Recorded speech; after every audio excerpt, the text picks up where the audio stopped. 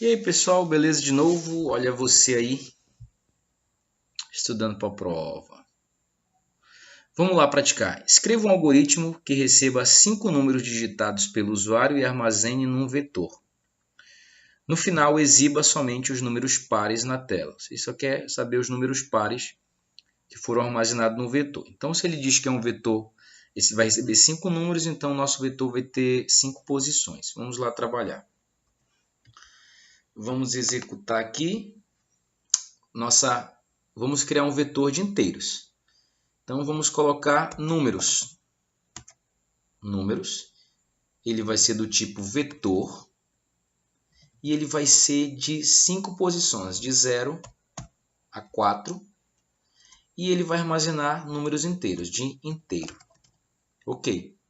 Se eu executar aqui, já está... Opa, não apareceu aqui. Por quê? Deixa eu parar a execução. Agora foi. Tá aqui, ele já armazenou, criou lá na minha memória o meu vetor de 5 posições. Posição 0, 1, 2, 3, 4. 5 posições, só vai receber números inteiros e ele tá tudo zero, valor default, padrão.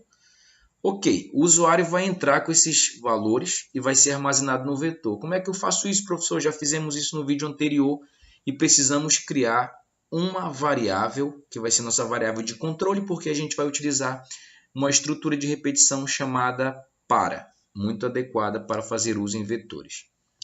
Então, eu vou criar uma variável de controle. Cara, eu vou utilizar x agora, x do tipo inteiro. Pode ser qualquer nome, é uma variável. Então vamos lá, para x de 0 até 4. Por que até 4, professor? Porque o nosso vetor ele é de 5 posições, ele vai de 0 a 4. De 0 a 4 são 5 posições. Para x de 0 até 4, faça fim para, logo, para a gente não esquecer, fim para. O que ele vai fazer? Ele vai ler informações do usuário, ler números do usuário e armazenar em cada uma dessas posições. Na posição 0, ele vai armazenar 1, na posição 1, ele vai armazenar um valor. Então, como é que eu faço isso? Eu coloco o nome do meu vetor, número... Primeiramente, escreva. Vou colocar aqui, digite um número. Ok. Leia e armazena onde? Armazeno no meu vetor, ou seja, o nome do vetor números, na posição x. Ou seja, como o meu vetor ele é de 0 a 4, então são 5 posições, e o meu laço de repetição vai de 0 até 4, então a cada ciclo eu vou armazenar em uma das posições. Quando girar uma vez, eu armazeno aqui no meu vetor números, posição 0. Quando girar novamente, eu vou armazenar no meu vetor números, posição 1, e assim sucessivamente. Então, olha só, para x, que vai de 0 até 4, faça. Então, ele vai de 0 até 4, vai dar 5 loops aqui. A cada ciclo, no primeiro ciclo ele armazena no meu números, no meu vetor números, na posição 0. No segundo ciclo ele armazena no meu vetor números, na posição 1, ele vai armazenar aqui. E assim sucessivamente. Vou executar aqui, ainda não está acabado, mas eu vou executar. Então aqui, ó, 10, 15, 20, 25, 30, opa, tá aí. Finalizou, ele armazenou os valores aqui no nosso vetor em cada posição, na posição 0, na posição 1, 2, até a posição 4, nas 5 posições. Eu armazenei, mas agora eu tenho que mostrar, exibir essas informações. E o enunciado diz ainda da questão que somente os números pares. Nesse caso aqui ele tinha que mostrar o 10, o 20 e o 30. O 15 e o 25 ele não mostraria. Então, para mim, assim como eu faço para inserir dados num vetor, eu utilizo um laço de repetição. Para mostrar também eu utilizo.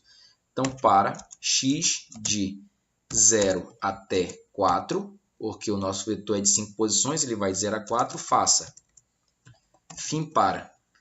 o que ele vai fazer? Ele vai mostrar somente os números pares. Como é que eu sei que o número é par? Quando aquele número dividido pelo número, o resto da divisão, ou seja, a porcentagem 2 for igual a zero, ele é um número par. Então, eu vou utilizar o se, pessoal. Se, o que eu vou testar? Eu vou testar o valor que está armazenado no vetor posição. Posição 0, 1, 2, 3, 4 e 5. Então, eu vou ter que colocar o nome do meu vetor, números, na posição x, porcentagem, ou seja, o mod de 2, ou seja, o resto da divisão foi igual a zero. Então o que? Em si. Então o que? Então ele vai mostrar, escreval, vai mostrar o que? O valor que está naquela posição.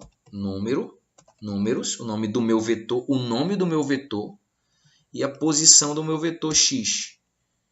Então, se o número que está no vetor números posição x, um exemplo, na primeira vez que ele entrar nesse laço, o meu valor x vai valer 0.